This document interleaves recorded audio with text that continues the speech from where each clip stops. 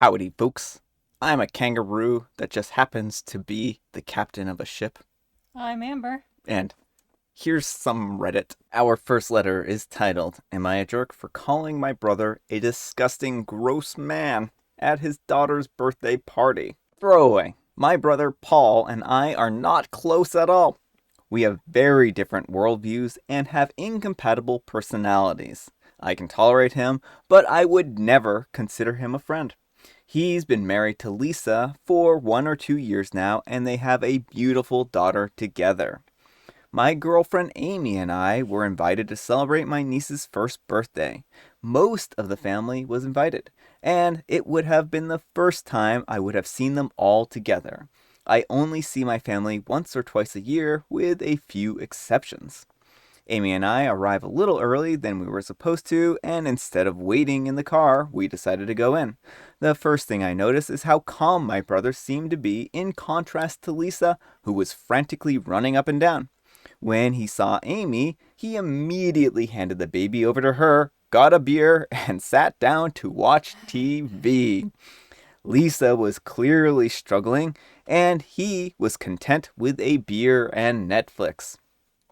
I don't want to be rude, and maybe this was a one-time thing, but it bothered me how uninvolved he was. He handed Amy a baby with a full diaper and vomit on its clothes. Eventually, Lisa and I finished everything. The house was clean, the food was ready, and Lisa looked ready to host a big gathering. We all paid zero attention to Paul. When my family arrived, I thought everything was going well. I avoided Paul and enjoyed speaking to my family. After we had sat down to eat, Paul approached me, drunk, thanking me for helping Lisa. I did not want to be around him for long and moved out of his way. He was very persistent. I was ignoring him, but he started talking about Amy. Protect Amy like a real man. Or, you've got a great woman by your side. You know what? Whatever. I was slightly odd and mildly uncomfortable, but I was able to brush it away. Amy was trying to sober him up a little bit before the cake cutting, so she was selectively hearing. We tried to get him to stop talking and to drink some water. However, he had a lot to say about Lisa. He was complaining about how the pregnancy ruined Lisa's body and how a baby ruined his life. Amy and I kept looking at each other awkwardly, and we were soon going to leave him be. We didn't leave the conversation soon enough. He was complaining about his adult fun time life, or lack thereof, and communicating on how desperately he wanted to have adult fun times with someone fit like Amy. Oh, This made both of us extremely uncomfortable. Amy left, quickly apologizing to Lisa. I told him that he was being a disgusting, gross man who needed some help before I left. Apparently, this made him super upset, and he started wailing at the party. Paul told everyone that the reason why he was crying was because of my words to him. He got over it quickly, but a few people told me that I was in the wrong to shame a father on his child's birthday. I could have probably left without making a statement. Am I the jerk? Where? I want to know where the rule is that you shouldn't shame someone who literally hit on your wife. On their birthday when they're married and they're passing off all this stuff onto their poor overworked wife. All right, folks, what do you think, jerk or not the jerk? not the jerk. And he is disgusting. This is just unnecessary behavior on his part. He got drunk and then he started hitting on your wife. And he doesn't even ask her before handing the baby off to her. He's Yeah. like, Oh, there's yeah. another woman here. Have a baby. Yeah, that's another thing that I wanted to address. I'm glad you brought that up because it's so odd that he assumed that she was just going to take the baby from him. OP, you're not the jerk, and this guy is just gross. Wrong to shame a father on his child's birthday. Father, lol, okay. Your brother could not be bothered to help his wife prepare for his child's birthday. One time or not, it's not acceptable. He then handed a baby over to the first available woman to deal with the diaper and a soiled clothing. During his child's birthday party, he made remarks about how said child ruined his life, ruined his wife's body, and compared her now ruined body to someone he finds more attractive whom he would prefer to have adult fun time with. his brother's girlfriend put a cherry on top. You are not the jerk, and he should be ashamed of himself. I hope Lisa figures out how to leave him. And OP replies, no, he barely even acknowledged the both of us. My girlfriend went to say hi to him, and he just handed her the baby like she was a piece of plastic. Even more gross. Alright, folks, our next letter is titled, Am I the Jerk for Cutting the Engagement Dinner Short Over a Prank That My Fiancé Pulled? My fiancé, Aaron, 26, and I, 23, got engaged recently. His family insisted on an engagement dinner, and my parents agreed. I handled the restaurant reservations and menu and everything else. I also bought a pink dress that cost me $250. Aaron was against it because he thought it was expensive and thought it was irresponsible of me to spend that kind of money on a dress even though I paid for it using my own money. He kept complaining about it day and night, then telling me to lie about the original price if his mom asked so he wouldn't be embarrassed. I told him to stop. We had the dinner at the restaurant, and while we were all sitting, I noticed him asking others for their glasses of water. I was baffled, but I didn't pay much attention. I was talking to his mom. His was in the restroom when suddenly I felt cold water on my lap. I looked towards him and I saw that he was pouring a glass over my lap. He then proceeded to jump 2 other glasses with both hands at the same time at the other areas of my dress. I literally yelled while I got up quickly from my chair. I asked repeatedly, what's wrong with you? He responded with, what? I was just wondering if the dress was like one of those Barbie magic color reveal dresses because of how ridiculously expensive it is. He meant that he was trying to figure out if the dress had other colors when dipped in water because he thought it was so expensive. I wanted to yell at him, especially when he started laughing, but the restaurant got involved. I decided just to end the dinner celebration, which made him beg me not to. I refused to hear him out or his dad out and demanded everyone to leave. I left the restaurant with my parents and they dropped me off at the apartment. Aaron stayed with his family and had his mom leave me several walls of text shaming me for reacting so poorly over a prank. Wasn't sure if she knew exactly what happened till she scolded me about the dress, saying that it was my fault for buying an expensive dress from the beginning. I haven't called him since then, and he did text several times saying that it was a prank. Alright folks, what do you think? Jerk or not the jerk? Not the jerk, but don't marry him. Yeah, I think that this is a good indicator that there are other future problems ahead here. It's just such a cruel thing to do to someone. Yeah, and I don't even know what they were expecting, how they would expect OP to continue being at the dinner. They just sit there in her sopping dress? This isn't a prank, that's just bullying. Anyhow, take care and good luck. Run, don't walk, not the jerk. Not the jerk, run away. This is the beginning of a nightmare.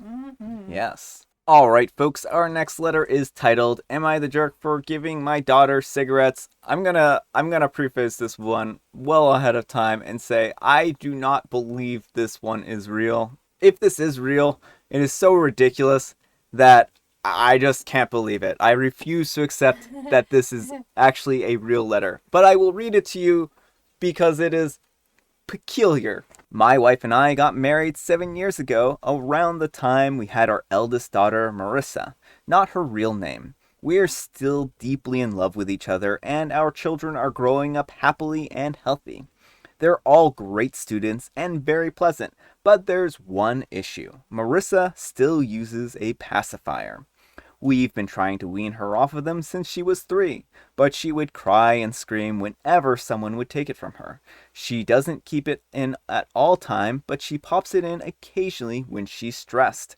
She's normally very outgoing and a very confident girl, but she started to feel self-conscious about this quirk of hers. I overheard some kids at school making fun of her for it and saw red. I got angry and she got upset. It was all a mess all around. While I was sitting at my desk one day, I had a realization. I think I passed my oral fixation down to her. I'm the kind of person who can't go 15 minutes without taking a sip of my drink, chewing on the straw, or going out for a smoke. Marissa acts the exact same way. I realized that maybe I could swap out her pacifier for something edgier. That would make the kids at school think twice before making fun of her. The next day, I picked up a single pack of Winston cigarettes from the store. Before she got out of the car for her first period, I handed her a pack and told her that whenever she wanted to suck on her binky, to pull out one of these instead. I didn't give her a lighter or actually tell her to smoke them, just to hold them in her mouth and act like some machismo. She was very on board and secured the pack within her jacket pocket. When I got home, my wife was livid. Apparently, the school had called and told her that Marissa had been smoking, which was not the case. I explained that she didn't have a lighter and she was just holding the cigarettes in her mouth, and it was actually healthier than sucking on a pacifier. But she wasn't having any of it. Marissa started crying, thinking that she was in trouble, but we assured her that she did nothing wrong. My wife says that I could have gotten the kid into a lot of trouble and that I'm teaching them a bad habit. I think I broke a bad habit. Am I the jerk? All right, folks, what do you think? Jerk or not the jerk? Jerk. What in the world would be going through someone's head where they thought, hey, I have a 7-year-old. Let's give them a cigarette. Well, but just on a practical note, if this is legit, they do make chewable jewelry and other types of things for kids who do have oral stims, because that is a way that some people do relieve stress. So there are things that aren't cigarettes that are age appropriate you can give your child. Yeah, I think that's actually a really good point to make, is that there are age appropriate ways of handling the situation. If she is embarrassed by her binky, then she can find something else to chew on. Like jewelry is what they're called. Mm-hmm. So, yeah. Now, do not give kids cigarettes. What are you thinking? Maybe from someone who's smoked for like all their life, they're like, cigarettes fine. Edgy. Might make my first grader edgy. So, on that kind of note, cigarettes are really bad. They're an addictive substance. My dad actually was given butts when he was around this age to smoke, like the remainder of them. And, he developed a smoking habit from a very young age. And it's really important for kids to not be exposed to these substances because, if he had a choice to make about smoking or not smoking, I'm sure he would have taken the choice to not smoke, right? So it is important to allow kids to not fall into these traps early on and get addicted to substances because you can really hurt them. Like if they don't have any intention on smoking, you basically set them up for failure. That's my thought. Anyhow, take care and good luck. All right, our last letter is titled, Am I the Jerk? A 25-year-old male for not catering to my girlfriend's intolerance of lactose, who is a 22-year-old female. Throwaway account. Girlfriend and I have been together for 3 years. My girlfriend recently developed a strong intolerance for lactose. Yogurt, milk, makes her stomach hurt really bad, and any other dairy products, while tolerable, gives her extreme gas and a sick feeling in her throat. Due to this, my girlfriend recently developed a dairy-free diet. She refuses to eat any dairy, even the stuff that just gives her gas. I've never complained about that, although it made it difficult for me to cook for her / go out to eat since she has so many limitations now. We live separately but visit each other twice a week. Wednesday I go to her house and Sunday she comes to mine. We usually cook for one another on those days. Lately, her meals haven't been as good due to all the dairy substitutions, which is fine. This is where I might be the jerk. Last night, I made her a pasta dish with heavy cream. I told her to take one of her lactate pills beforehand, and she didn't want to deal with the gas afterwards, and demanded that I get her something else. This slightly annoyed me because I had put a lot of work into the dish. I told her that while I was fine with eating her food on Wednesday, I don't want to change my eating habits for her. A lot of dairy-free alternatives don't taste as good, dairy-free cheese is awful, and I don't see a point in changing my groceries for one meal when she can just take a lactate pill. She calls me a jerk, teared up, and went home. I thought she would get over it, but she has barely answered my texts. Am I the jerk? Update. It seems that I am the jerk in this situation. I have apologized to my girlfriend and will make the steps to provide dairy-free alternatives for her on my cooking days. I complained because the switch to dairy-free has been hard, but I'm sure it's a lot worse for her. Thank you, Reddit. All right, folks, what do you think, jerk or not the jerk? Jerk. I think that Reddit probably talked some sense into Opie here. We're talking about 2 days a week, but you have to think about this in the long term. If you're not willing to sacrifice or change your eating habits for your girlfriend, is that even going to be a compatible relationship down the road? Like, we're talking about 1 or 2 meals now, but what happens in the future when you're married? What's going to happen then?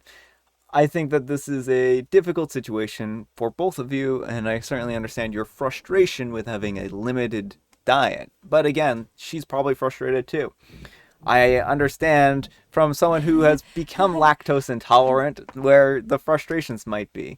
It's a pain in the butt. But I mean, I'm not as bad as she is. I just happens to be like I can't eat ice cream and I can't drink milk and stuff like that. And it's annoying, right? It's inconvenient. So we stick to dairy-free alternatives and it just works out fine for us. But I still have all my cheese. Amber still has haul for cheese, and cheese doesn't really bother me. But dairy-free ice cream has gotten a lot better. Yeah, I mean, one of the things that I really like are oat ice cream. Oat milk ice cream is actually very, very good. It tastes good. It really does. I wouldn't ever have thought that. But I don't know that you can call it ice cream. I think they call it like a frozen dairy treat or something Yeah, like that. frozen dairy treat frozen substitute. non-dairy treat, yeah. Frozen non-dairy treat, something like that. All right, folks, it is tea time. Grab your beverages of choice. Amber has some tea. I have some tea as well. And Amber is going to be the teller of jokes. If I fainted right now, what number would you bring me? 911? You would bring me 2. I think my response is a little better. And I have Earl Grey. All right, folks, that's all the time we have for today. I hope you enjoyed today's video. If you did, consider giving it a like, and if you didn't, consider giving it a dislike. Thanks so much for watching, and we'll see you all tomorrow. Bye. Amber's like, what in the world are you talking about, Brian? Have you ever heard of Captain Kangaroo? I've heard. Okay. I think Dave Barry talks about Captain Kangaroo. I'm Dave Barry, too.